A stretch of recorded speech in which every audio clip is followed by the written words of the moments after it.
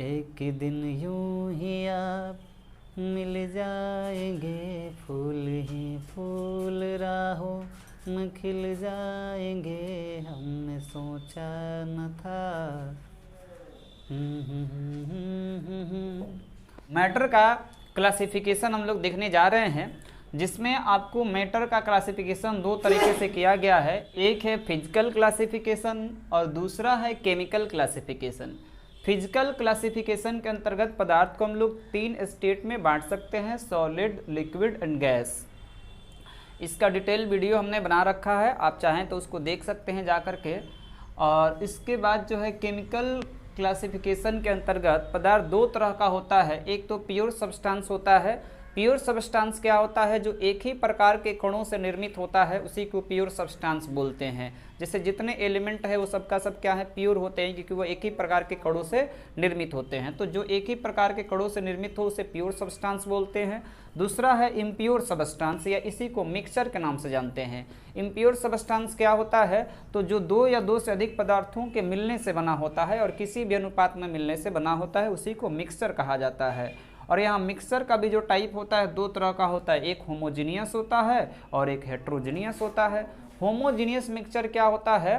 तो वैसा मिश्रण जिसका संपूर्ण भाग एक समान होता है। जैसे आप किसी, मान लीजिए कि किसी बोतल में चीनी और पानी को घोल रहे हैं, तो जब चीनी और पानी एक दूसरे में घुल जाएगा तो आप बोतल के ढक्कन से पीजिए या फिर उसके निचले सरफेस से छेद करके पेंदी में पीजिए, आपको हर तरह से वो क्या लगेगा, मीठा ही लगेगा। अर्थात चीनी के कण जो है जल के कण में संपूर्ण रूप से मिल गया है, तो उसको बोलते हैं होमोजीनियस मिक्सचर।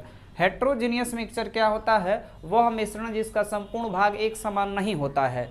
अर्थात जैसे मान लीजिए बालू है और नमक है, इसको मिक्स कीजिएगा तो बालू आपको अलग ही दिखेगा, नमक अलग ही दिखेगा।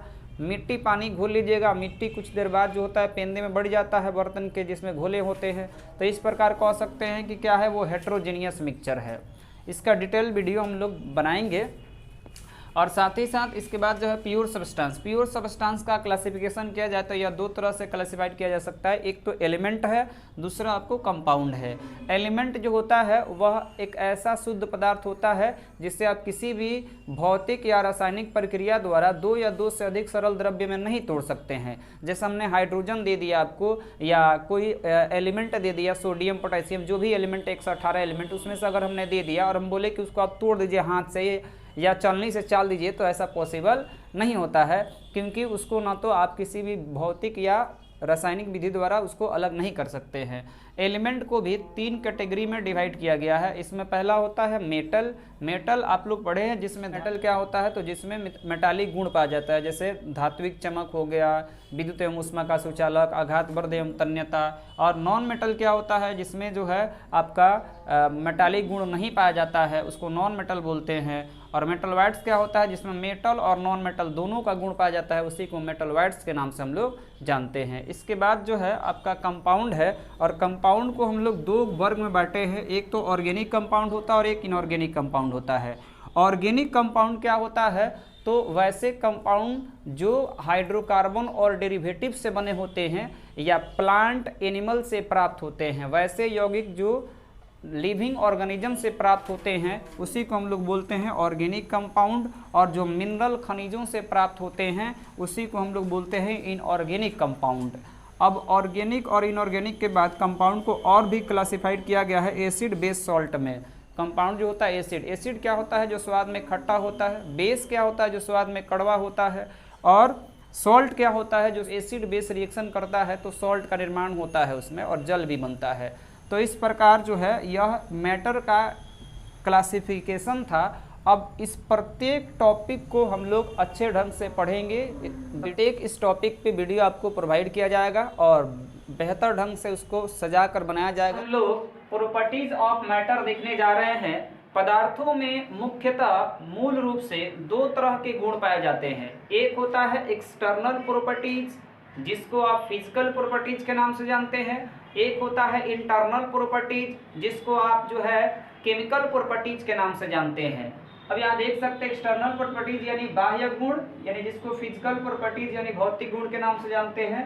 और इधर है इंटरनल प्रॉपर्टीज, जिसको आंतरिक गुण या फिर आप बोल सकते हैं कि केमिकल प्रॉपर्टीज रासायनिक गुण। देखिए भौतिक गुण यानी फिजिकल प्रॉपर्टीज क्या होता है, तो पदार्थ के वे गुण जिसको देखने बाह्य ज्ञान इंद्रियों द्वारा अपनी आंखों से देखने, छूने या परखने से स्पष्ट हो जाता है, तो उसी को हम लोग बोलते हैं क्या, भौतिक गुण। और पदार्थ के वे गुण जिसके बिहेवियर से पता चलता है उसको हम लोग बोलते हैं केमिकल प्रॉपर्टीज। और फिजिकल प्रॉपर्टी में रासायनिक परिवर्तन की आवश्यकता नहीं होती है, जबकि केमिकल प्रॉपर्टीज में रासायनिक परिवर्तन की आवश्यकता होती है।